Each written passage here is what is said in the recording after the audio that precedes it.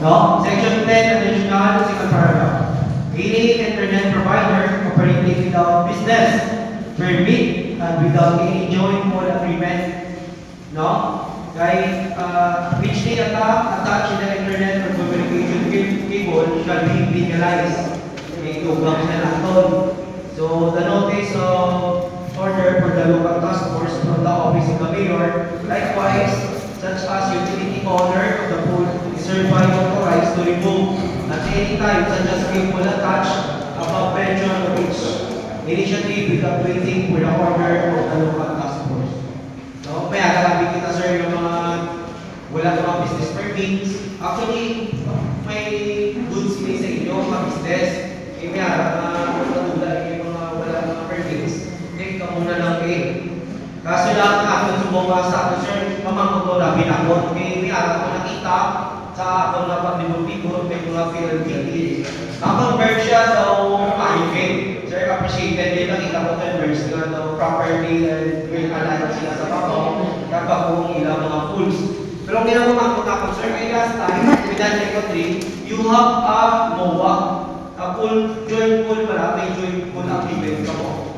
So, it is still applicable yung mga providers na pwede nila. Because may anak na joint pool agreement bihapon.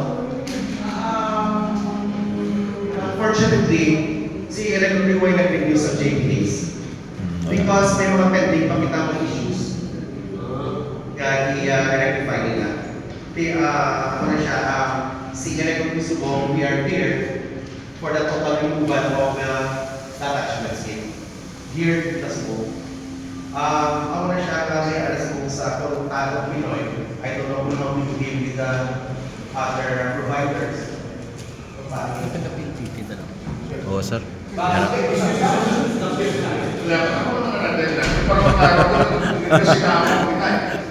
Ang gusto ko lang pertaining sa issue sa attachment. Consent to attach from the pool's owner. Nasa klaro na saya. So it means to say, sino ang nakuhaan na may mga pool ng kaugalingon? Ilico, PLDT. Di ba? So, ang mga others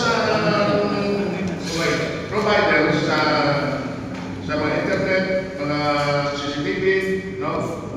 Kaya na-experience yan ako sa akong barangay. Nagawa kayo, wait, sa likod ako, sustan hindi na.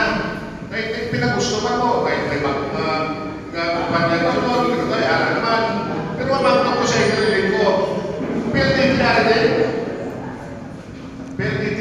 Ito, May PLDT. posting ka mo. Di ba na? Such space sa provision ng seksyon na yun, kinakabili, may permit na sila sa sige matasin sa inyo, just like sa ko.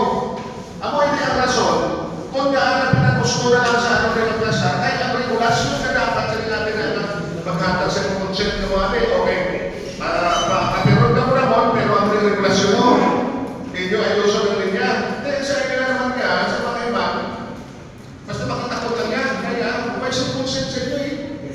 Ang mga dapat mo sa inyo, ganoon ang banda sa among yung barangay, paano na magkaroon ko? Nag-order ko na sa ilig ko sa nabigat sa last time. Ang dirasahan mo, dirasahan na almost na one line na sila karaan na get-over sa PLDT. Ang business na ron, sundo sa ibang mga providers, nagdinamo na nagdinamo. So, paano na ito masulban karoon ng mananggan gano'n? So, we have to go on. Katinto ba nyo, nagtapos na muna sa other na providers, kailangan may pagpalitan ba lang para may pinintang natin? Kaya sa ama, bagtayan nila naman sa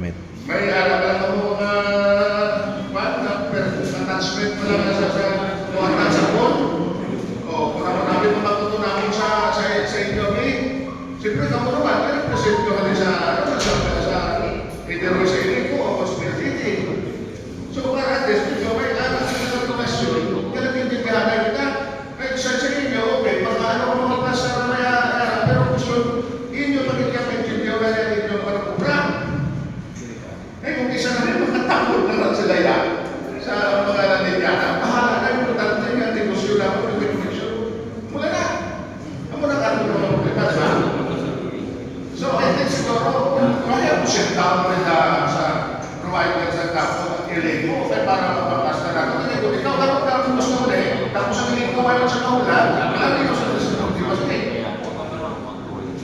Actually, sir, with all respects, ang meeting natin ng Telco nag-start sa 2022. Pasok na nag-group, sir, ay hindi sa sulit. Yes. Alam na yan. Dapat may alam naman sa mga Ako sa plan, sir, ang notice ko, sir.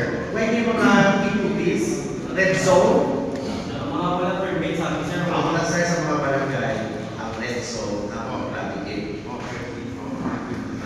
Sa last week, nalakpan ko na sila dito sa may sala. So, igo ko na yung umigo sa buhay-buhay. Bakas. Red zone ng mga sir.